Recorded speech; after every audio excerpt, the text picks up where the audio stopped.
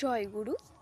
এক জনৈক দাদা এসে শ্রী শ্রী বরদাকে বলছেন, ঠাকুর বাংলার গেটের বাইরে প্রকাশদা বলে বেড়াচ্ছে, মূর্তি পূজা করো না, মূর্তি পূজা নাহি চলেগা, কালী পূজা করো না, কালী পূজা নাহি চলেগা ইত্যাদি। এভাবে ও আবোল তাবোল যাজন করে, বহিরাগত দাদাদেরও বলে। শ্রী শ্রী পিতৃদেব সব শুনে প্রকাশদাকে ডেকে পাঠালেন।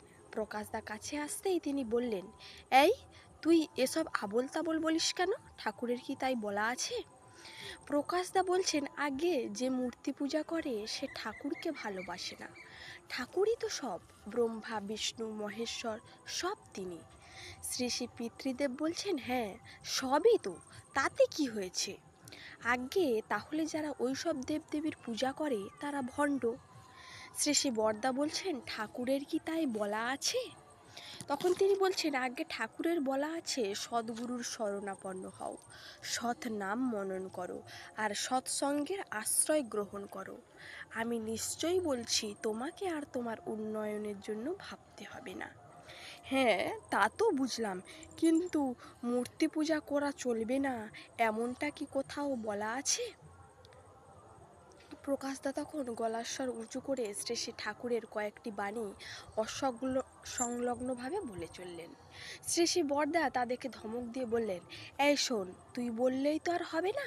ঠাকুর কোথায় কি বলেছেন, কি করেছেন সব তোর জানা আছে কি? অযথা আবোল তাবোল বিভ্রান্তিকর যাজন করে লাভ কি? তারপর তিনি সকলের উদ্দেশ্যে বললেন, ঠাকুর নিজে সরস্বতী পূজার অঞ্জলি দিতেন, আমরাও এখনও দিই। আগে শিব পূজাও চলতো, এখনও আশ্রমে শিবের চরণামৃত ডেইলি দেয়া হয়, পাণ্ডারা দিয়ে যায়। একটু থেমে তিনি বললেন, যে ঠাকুরকে ভালোবাসে না সে কি নরকের কীট হবে? কেউ মোহাম্মদকে ভালোবাসে, কেউ কালীকে, কেউ বা যিশুকে। তাহলে কি তারা সবাই ভুল করছে? কালী কারো ইষ্ট, কারো শিব, কারো বা কৃষ্ণ ইষ্ট। ঠাকুরের বলা আছে না, অন্যের গুরুকে নিন্দে করে যে নিজের গুরুকে প্রতিষ্ঠা করতে চায় সেই বিপাকে পড়ে। সুনীলদা তখন বলেন, আজ্ঞে হ্যাঁ, ঠাকুরের তাই বলা আছে।